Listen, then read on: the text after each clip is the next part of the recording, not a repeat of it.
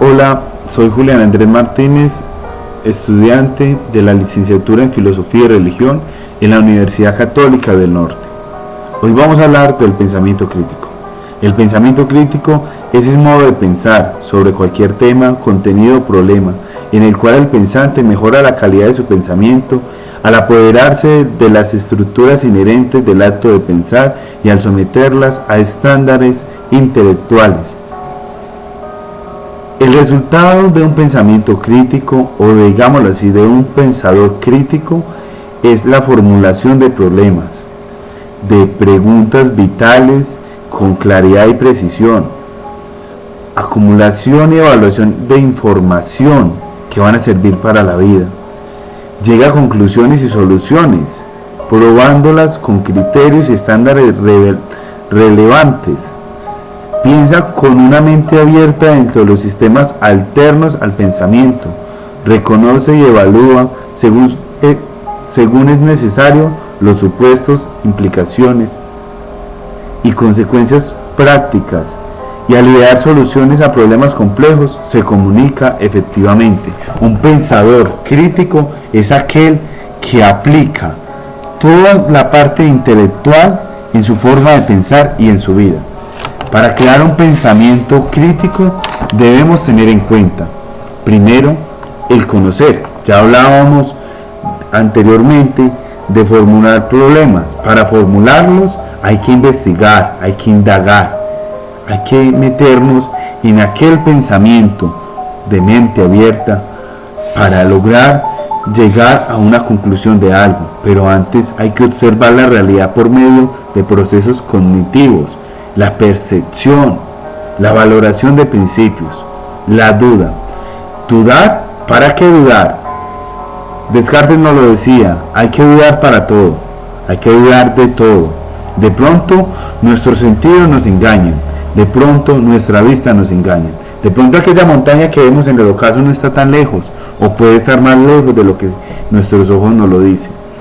Dudar para adquirir métodos que te acerquen a los conocimientos, llegar así a un pensamiento epistemológico. Recordemos que epistemología es el conocimiento de las cosas.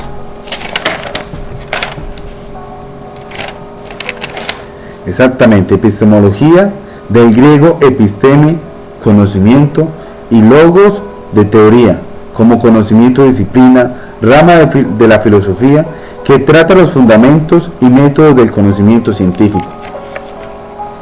Para llegar a adquirir un argumento lógico, es lo más importante para lograr un pensamiento correcto, sea falso o verdadero. Pero con tal de tener los argumentos lógicos, vas a empezar a adquirir un pensamiento crítico para crear que todos somos creadores, un pensamiento crítico que es autodirigido, llevándonos a una continua reflexión y con criterios de desempeño que rigen el desempeño del argumento para desarrollar habilidades esenciales como interpretación, análisis, evaluación, inferencias, explicaciones, autorregulaciones,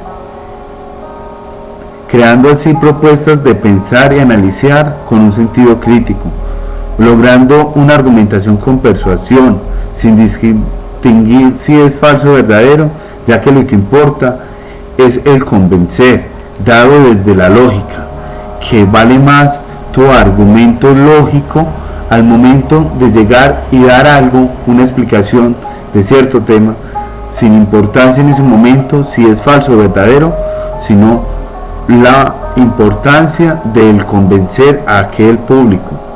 Y así desarrollar un pensamiento argumentativo que se debe estar en contacto directo con los textos. Recordemos que para ser filósofos de la actualidad hay que estar en contacto con los libros de la filosofía puros, ni siquiera resúmenes, sino libros puros de la filosofía, para alcanzar así un pensamiento filosófico, logrando un pensamiento crítico que permite llegar a conclusiones y soluciones razonables para desarrollar textos filosóficos. El mismo tema del pensamiento crítico nos lo pide. pensamiento. Elementos del pensamiento como son puntos de vista, propósitos del pensamiento, preguntas en cuestión del problema, del asunto, información, datos, hechos, observaciones, interpretaciones o inferencias, conclusiones, soluciones, conceptos, teorías, definiciones, supuestos, proposiciones que le aceptan como dado, implicaciones y consecuencias. Usando todo esto que acabo de decir que son elementos del pensamiento, podemos llegar con una claridad, una exactitud, una profundidad, una importancia a desarrollar un pensamiento crítico, razonable y de fácil explicarle a los demás, un pensamiento que va a ayudar a los demás. Recordemos que este pensamiento se basa también en todo lo que es adquirido en los conocimientos, y recordemos que la percepción, la memoria en este cuadrito van pegados de las fuentes del conocimiento: intuición, raciocinio, introspección. Ahí se va a llegar en últimas a un racionalismo. En la antigüedad se veía algo que era el empirismo, todo se aprende empíricamente, y muchos de nuestros pensadores lo desarrollaron así. Por último, para ir terminando y no alargarme demasiado, vamos a hablar un poquito de lo que es el pensamiento crítico, lo que nos trae, las ventajas que tenemos de un pensamiento crítico, de adquirirlo. Entonces tenemos claridad. Esto se podría ampliar más sobre ese asunto que tenemos esa duda, exactitud de nuestros conocimientos, una precisión de aquellos conceptos que queremos saber y que estamos desarrollando ese pensamiento crítico, relevancia, la relevancia o la relación que tiene que ver con el problema, esto que estamos indagando, una profundidad. La profundidad se va a alcanzar con un pensamiento crítico, profundidad del problema, de aquello que nos está en ese momento, las dificultades, todo esto que nos parece demasiado fácil, pero que podemos adquirir con un pensamiento crítico, una profundidad, una amplitud. Habría que examinar esto desde otra perspectiva. Claro, hay que buscar una segunda opinión, hay que buscar qué dicen los demás filósofos sobre el pensamiento crítico, los demás pensadores, una lógica. Todo texto tiene que tener una lógica, texto tiene que tener un porqué, un para qué, un por qué se hizo. Y cada texto que nuestros filósofos nos ponen también se va a desarrollar así.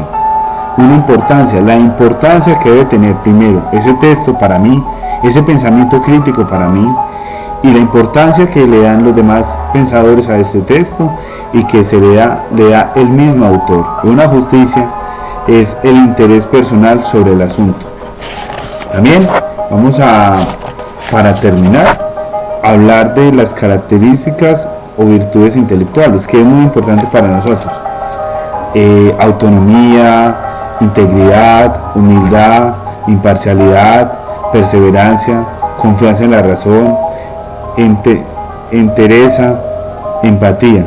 Todo esto es desarrollado bajo la intelectualidad, o sea, una intelectualidad íntegra, una intelectualidad que se va desarrollando a través del estudio de los libros filosóficos. Bueno, les habló Julián Martínez. Esto fue un breve resumen de todo lo que hemos visto en la materia de sistematización del pensamiento. Espero que estén muy bien y les recomiendo la Universidad Católica del Norte.